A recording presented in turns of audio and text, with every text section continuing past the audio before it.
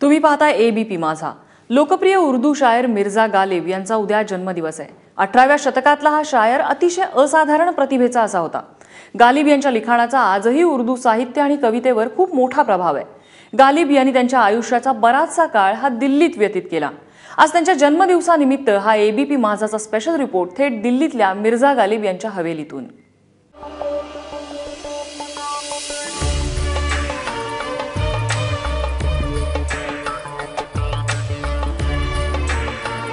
दिल्ली हे ऐतिहासिक शहर आहे। या शहराच्या इतिहासात शाहजहान आणि बहादूर शाह जफर ही नावं जितकी महत्वाची तितकंच महत्वाचं नाव आहे मिर्झा गालिब।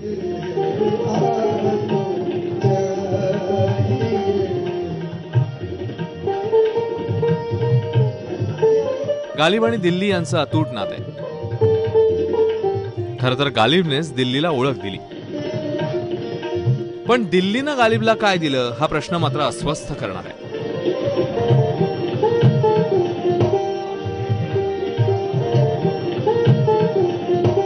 नाही म्हणायला गालिबच्या जयंती पुण्यतिथीला का होईना, पण वर्षातले 2 दिवस ही वास्तू गालिबच्या आठवणींनी उजळून निघते।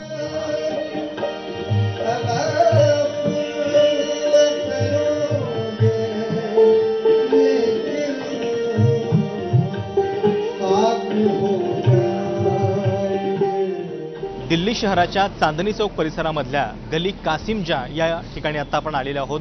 ही जुनी दिल्ली आहे आणि याच ठिकाणाहून एकेकाळी मुघल बादशहा जे आहेत ते संपूर्ण भारतावरती राज्य करत होते। या गली कासिमजाचं वैशिष्ट्य म्हणजे याच गलीमध्ये प्रसिद्ध उर्दू शायर मिर्झा गालिब हे या ठिकाणी राहत होते आणि हे ठिकाण गालिब की हवेली म्हणून ओळखलं जातं। दरवर्षी 27 डिसेंबरला याच गालिब की हवेलीमध्ये एक वेगळ्या प्रकारचा कार्यक्रम गालिब यांच्या आठवणीसाठी साजरा केला जातो। दिल्ली सरकारकडून याचं आयोजन केलं जातं आणि हीच ती हवेली आहे ज्या ठिकाणी जवळपास त्यांच्या शेवटच्या वर्षामध्ये गालिब या ठिकाणी राहिलेले होते। आता ही वास्तू जी आहे ती पुरातत्व खात्याच्या ताब्यामध्ये आहे, पण या हवेलीमध्ये अजूनही गालिब यांच्या सगळ्या आठवणी अजूनही या ठिकाणी ताज्या आहेत। 1869 मध्ये गालिबचं निधन झालं। त्यांच्या निधनानंतर अनेक वर्ष ही हवेली धूळ खात पडली होती।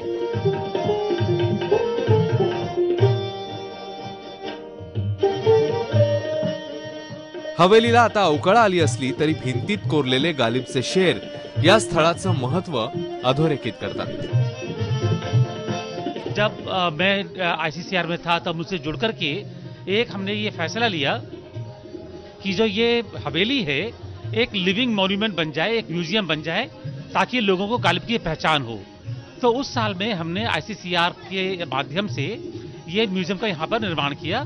उसमें यहाँ पर गालिब से जो ताल्लुक रखती हैं चीज़ें उनकी कॉपी, ओरिजिनल नहीं है, यहाँ पर दीवान की कॉपी रखी, उनके खुतूत की कॉपी रखी, उनके जो बर्तन रहे हैं, कपड़े रहे हैं, और उसके अलावा यहाँ पर एक टेप चलाया ताकि लोगों को गालिब के बारे में जानकारी मिलती रहे।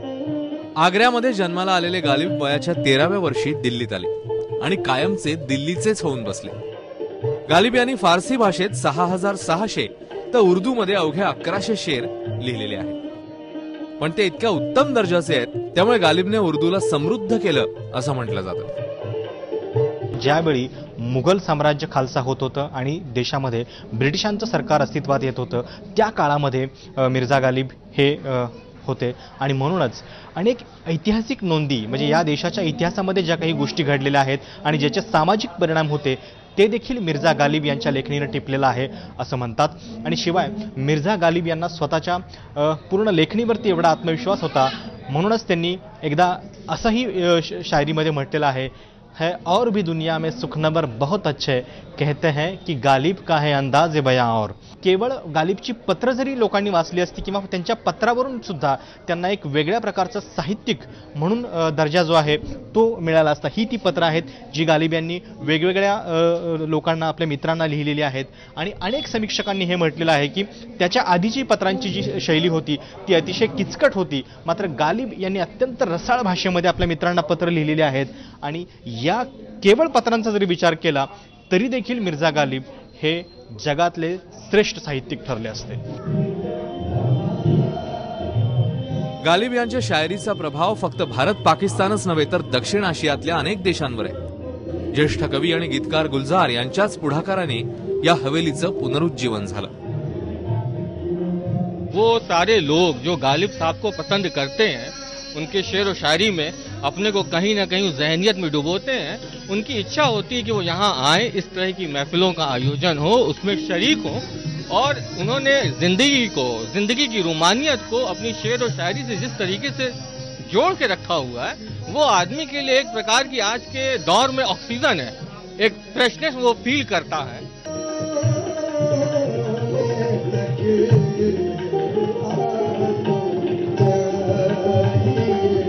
शेरो शायरी आणि मुशायऱ्याची मैफल पुन्हा एकदा गालिबच्या आठवणींमध्ये रमायला भाग पाडते।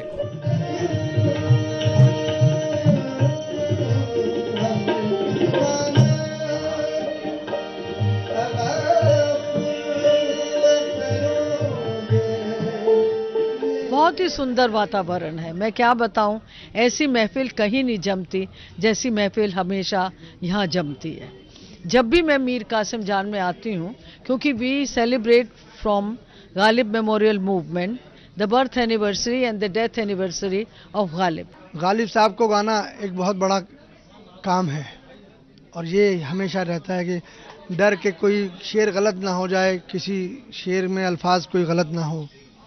और गालिब साहब को अगर गा लिया तो गज़ल सिंगर बन गए, अगर गालिब साहब को नहीं गा सकते तो फिर क्या चाहिए।